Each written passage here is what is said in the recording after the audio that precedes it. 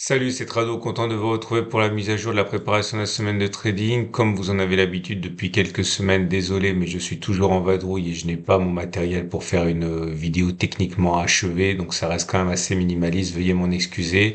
On va passer directement aux choses les plus importantes. En l'occurrence, ici, on voit que pour le CAC 40, eh bien, la première zone d'achat, si vous avez un biais haussier et celle sur laquelle nous sommes, ils 74,05, 73,50. Ceux qui veulent acheter peuvent le faire sur apparition d'un signal stop de protection en dessous des plus bas qui ont précédé le signal haussier ou alors en utilisant la méthode des ATR. Vous avez un tutoriel en dessous de la vidéo pour en savoir davantage si vous n'êtes pas habitué.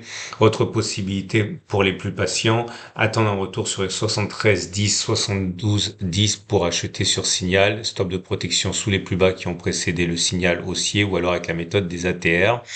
Ceux qui veulent spéculer à la baisse attendront soit un retour sur les 74, 57, 74, 32 s'il y a un signal qui apparaît, eh bien on pourra le prendre si vous avez un biais vendeur avec un stop de protection au-dessus des plus hauts qui ont précédé le signal haussier, baissier, ou alors pour les plus patients, j'ai oublié de le mettre, vous savez ici notre zone d'intervention. Si on y va, ce qui est pas garanti, donc c'est à 76, 60. Si vous avez un signal baissier qui apparaîtrait dans cette zone des 76, 60, 75, 50, eh bien, vous pouvez éventuellement le prendre. Stop de protection au-dessus des plus hauts qui ont précédé le signal baissier ou alors avec la méthode des intérêts, des ATR. Les bougies Akinashi montrent que pour l'instant, il n'y a pas de conviction. Vous avez surtout des bougies d'indécision. La dernière en place d'ailleurs est une bougie quasiment sans corps, mèche basse. Ben, c'est vraiment de l'indécision avant tout. Pour le DAX 40, c'est la même chose. Nous sommes dans une situation de rebond technique. Ceux qui ont un biais haussier peuvent attendre qu'on revienne sur les 16 550, 16 445, attendre un signal haussier dans cette zone stop de protection sous les plus bas qui auront précédé le signal haussier ou avec la méthode des ATR. Les vendeurs, ceux qui ont plutôt un biais baissier, attendront davantage un retour sur les 17 016 740 et en cas de signal baissier, eh bien prendre un trade avec un stop de protection au-dessus des plus hauts qui ont précédé le signal baissier. À noter, je l'ai pas fait figurer ici, mais pour les plus patients et c'est sans doute plus prudent également, vous avez une zone ici d'intervention qui est située entre 16,040 et 15 910 environ, voilà. S'il y a un signal haussier qui apparaît dans cette zone, certains pourront le prendre stop de protection en dessous des plus bas qui auront précédé le signal haussier. Je l'ai dit au cas où j'aurais oublié, vous avez des bougies Akinashi là qui sont là aussi plutôt indécises. La dernière bougie est une bougie mèche haute, mèche basse, donc sévère, donc c'est plutôt haussier, mais beaucoup d'indécision. Elles sont pas des bougies de conviction. On passe alors j'ai changé de stratégie. Je n'étudie plus avec vous le Dow Jones, mais le SP 500, tout simplement parce qu'il est plus tradé, donc ça a plus de sens de le faire que le Dow Jones, et il est plus corrélé également au CAC 40, donc ça peut être utile.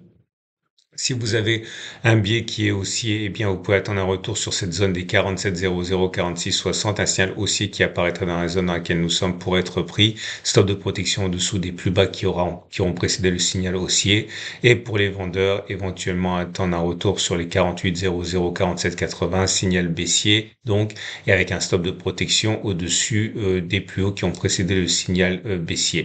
Les bougies Aiki délivrent un signal plutôt d'indécision avec bougie mèche haute, mèche basse.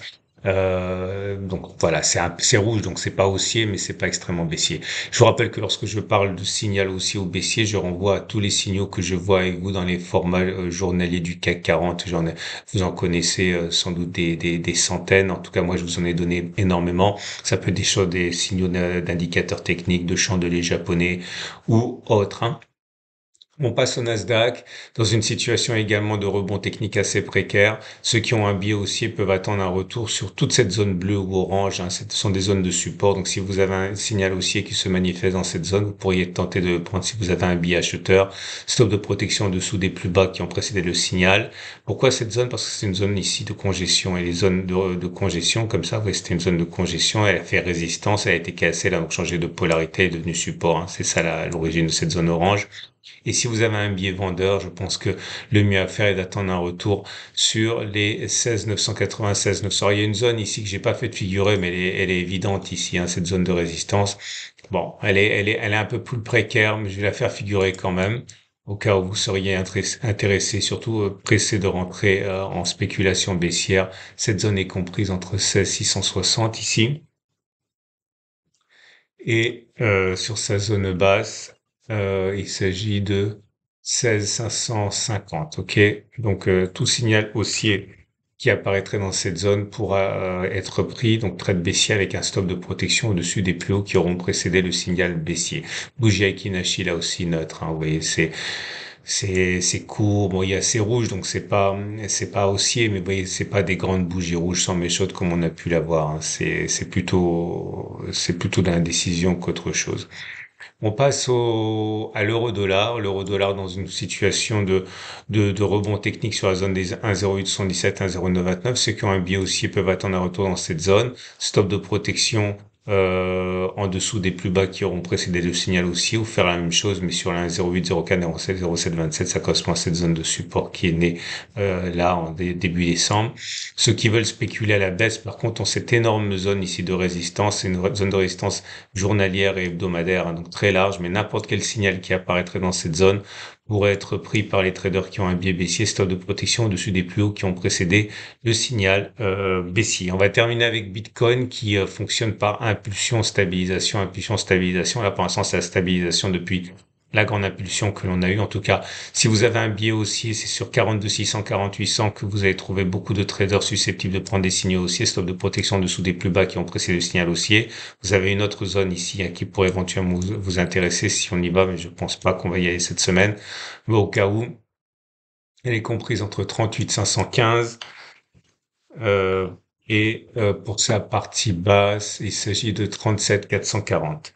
Et pour ceux qui ont un biais qui est baissier, eh bien, les 45 920, 44 740 pourraient vous intéresser. Stop de protection au-dessus des plus hauts qui ont précédé le signal baissier. Bougie Aikinashi globalement neutre avec des bougies mèche haute, mèche basse. Bon, il n'y a pas de conviction pour l'instant. Voilà. C'en est terminé de la préparation de la semaine de trading. Je vous rappelle que si vous voulez ouvrir un compte de démonstration pour découvrir les Turbo 24 ou les CFD, vous pouvez le faire avec le lien qui est en dessous de la vidéo. IG est un leader mondial et c'est mon partenaire de trading. Et si vous voulez également, eh bien, découvrir les tutoriels sur les bougies Akinashi et le positionnement du stop loss, vous avez un lien en dessous de la vidéo. Excellente journée et à la semaine prochaine pour la mise à jour de ce format et à tout de suite pour d'autres vidéos.